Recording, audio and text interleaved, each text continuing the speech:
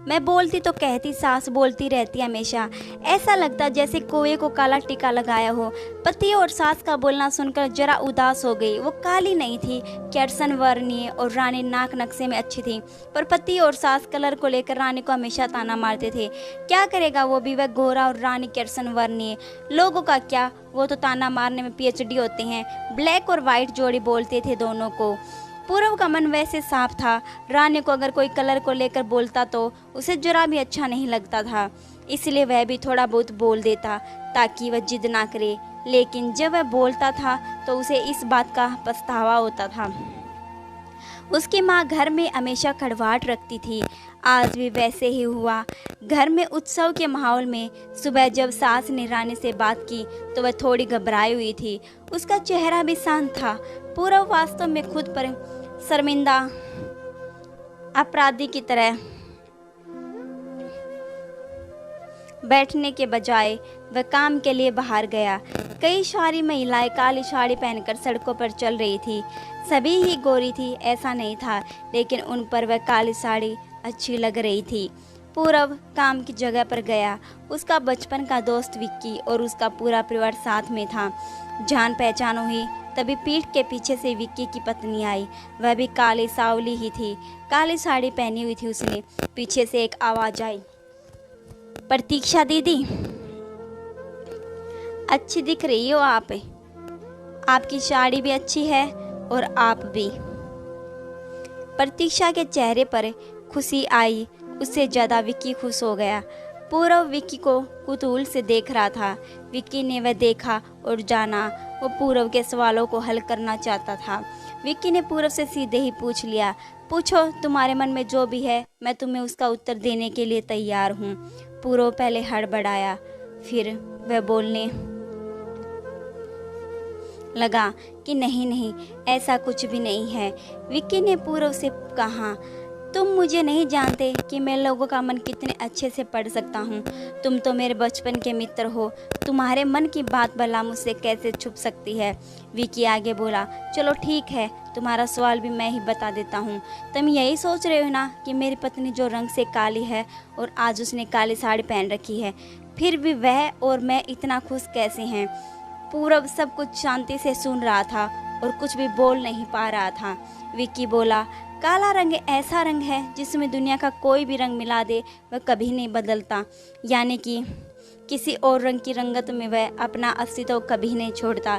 इसी प्रकार प्रतीक्षा भी दिल से एकदम उस कलर के जैसी है, कभी भी रंगीन ना होने वाली लड़की। वह अपनी मर्जी से जिए, यही मुझे लगता है। मैं उसे खुश देखना चाहता हूँ। लोगों का क्या, वह तो बैठे ही हैं बुरा भला बोलने के लिए। गोरी औरत रही तो छिपकली बोलते हैं, काली होती है तो चुवाया कोआ बोलते हैं। क्या क्या नहीं बोलते लोग, ताना मारने वाले मारते रहें। हम हमेशा खुश रहना चाहिए, वही मैं अब कर रहा हूँ। वह सुबह मुझे बोली, मैं कैसी दिख रही हूँ, अच्छी लग रही हो तुम। ऐसा बोलने पर उसके चेहरे पर एक कोलगेट स्माइल देखकर मुझे सकारात्मक ऊर्जा मिली। घर से बाहर निकले तो सभी बोलने लगे कि अच्छी लग रही हो भाभी। हम दोनों ने अच्छे मन से यह बात सोची, कोई ना कोई ताना मारने के लिए बोल ही होगा ना, इस वजह से जीने की दिशा क्यों बदले। पूरव को उसके घर का सुबह का माहौल याद आया। वह खुद पर ही चिढ़ गया। उसे लगा वो सचमुच में गलत था। मैं ही रानी को दुख देता हूँ, उस वजह से सब उसे बोलते हैं। जब मुझे ही अपनी भूल सुधार कर उससे माफ़ी मांगनी होगी। उसने हंसते हुए विक्की को अलविदा कहा। अपना काम निपटाकर वह एक साड़ी की दुकान पर गया। रानी के लिए उसने काले रंग की साड़ी ली और वह घर गया। घर जाने के बाद रानी शांत बैठी थी। उसने रानी को आवाज़ दी और साड़ी उसके हाथ में दे दी। रानी को जरा अलग ही लगा। उसने प्रश्नार्थक नज़रों से पूरव की ओर देखा। उसने बॉक्स खोल कर देखा तो काले रंग की साड़ी थी। रानी, मैं लाया हूँ तुम्हारे लिए ये साड़ी, आज पहन के दिखाओ कैसी दिखती हो तुम। अच्छी नहीं लगी तो बदल देंगे साड़ी को, देखने तो दो कैसी दिखती हो तुम इस रंग में। रानी को जरा अच्छा लगा। चलो तैयार हो जाओ, जल्दी हम जरा बाहर जाकर आते हैं, एक क्लाइंट के पास जाना है, उन्होंने बुलाया है जोड़ी में। पूरव का बोलना शुरू कर रानी तैयार होने लगी। काली साड़ी, उस पर हल्का सा मेकअप और लंबे बालों की चोटी। पूरव भी क्या, पूरव की माँ भी रानी को देखते ही रह गई। पूरव बोला, रानी सॉरी, हाँ अरे लोगों की बातों में आकर मैं तुम्हें हमेशा बोलता रहा और खरा सौंदर्य किस में है यह मैं भूल गया था। रंग दो ही हैं, यह जानकर फिर जीना छोड़ दे क्या? अपनी खुद की पसंद छोड़ दे क्या? तुम्हें काले रंग की साड़ी पहनना बहुत अच्छा लगता था ना, पर मैं हमेशा तुम्हें टोकता रहा। अब मुझे समझ में आया, किसी भी रंग में रंगते वक्त मन साफ हो तो खूबसूरती निखरती है। तुम चाहती हो वैसे ही जियो, मैं कभी भी तुम्हें नहीं बोलूँगा। और हाँ, सचमुच सुंदर दिखती हो तुम, तुम्हारे रंग पर अच्छा खिलता है ये काला रंग। रानी के चेहरे की लाली और भी ज़्यादा बढ़ गई थी यह बात सुनकर। शर्मा कर वह पूरव को बोली, क्या आप भी? पूरव ने रानी का मुस्कुराता हुआ चेहरा देखा और उसके बदलते हुए विचारों से पूरव खुश हुआ। मन ही मन में पूरव ने विक्की को धन्यवाद दिया, क्योंकि वह परिवर्तन विक्की के शब्दों द्वारा हुआ था।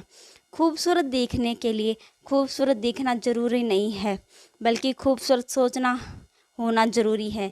इंसान का अगर मन सुंदर है तो इससे कोई फर्क नहीं पड़ता कि वह किस रंग का हो।